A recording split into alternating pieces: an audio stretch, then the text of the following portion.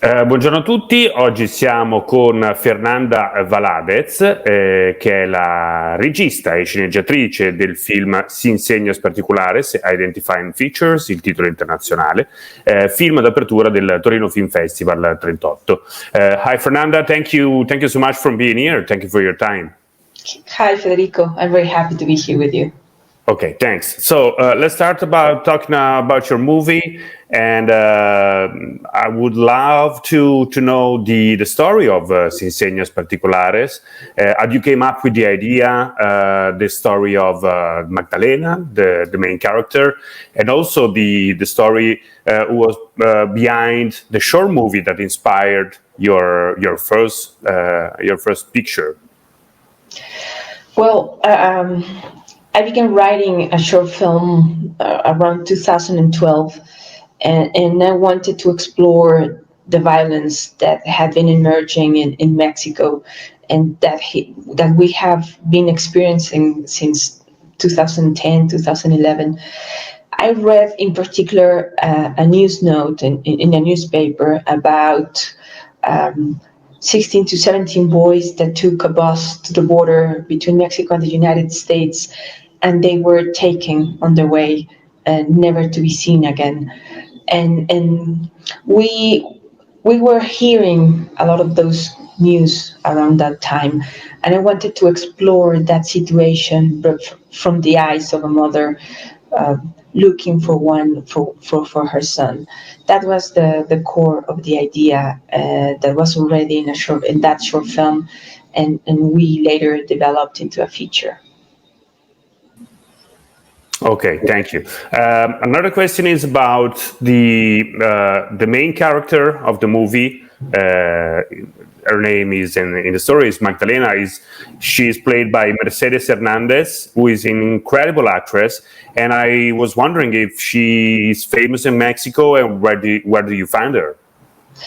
She's quite an experienced actress. She has worked a lot in theater and in films. And I was very lucky to cast her when we were making that short film. And after that experience that was really, really amazing, I was completely sure that I wanted to work with her again. So when we were developing the feature, I never doubted that she was going to play the character. That was a perfect choice. She's perfect. And what about Mexico? I mean, we are used maybe to a different kind of Mexico, I mean aesthetically, and in your movies it's kind of a moonland, it's quite lunar, it's totally the opposite of what usually you expect Mexico is. Well, we wanted to use the landscape to express also the inner journey, the emotional journey of the characters. So when we were scouting for locations, we shot most of the film near my hometown in Guanajuato. We chose those locations also to accompany the emotional journey of the characters. So the landscape, the physical landscape, could express their fears, their hopes, their expectations. And that was the idea. And the work with Claudia Becerril, the very talented cinematographer, was aiming to that. And so we preferred to have more shooting time instead of equipment, so we could wait for the perfect hour of the day and basically just to have more time also with the actors. Yes, and I was thinking about maybe the most important scene in your movie. That is, it's incredible. It's moving, and it's an incredible scene. But it says something very particular about memory and language.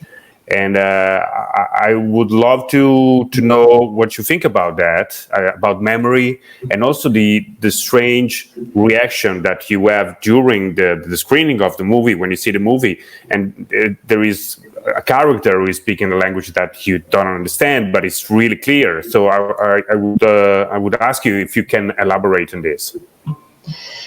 Sure.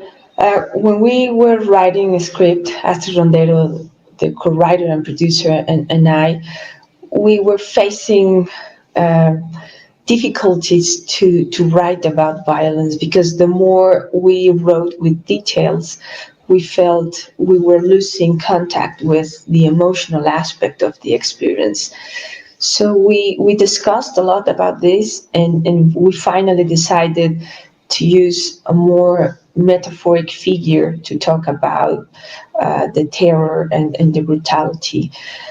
So we rewrote the character of this witness and survivor of the experience, and we tried to approach the sequence, like you said, through memory, through his own eyes, and we thought that the more particular we were in his experience, ironically, the more universal the experience could be, because we would be taking the audience along with us in this terror and brutality, without actually seeing the details, because we think that when you get too specific about the details of violence, you pull back instead of leaving the experience with the character. Okay, another question is about what we see in the movie. There is some scene where you see the main character, you see Magdalena, but you don't see what she's actually seeing. There is a sort of filter between the spectator of the movie and the main character. So how do you work with that kind of thing? I think it has to do with this decision of not showing a lot of what's going on around, and we thought as writers, Astrid and I, that would work to have a more emotional journey, instead of conveying and to pulling the audience into understanding through our heads. We wanted to create empathy towards the characters.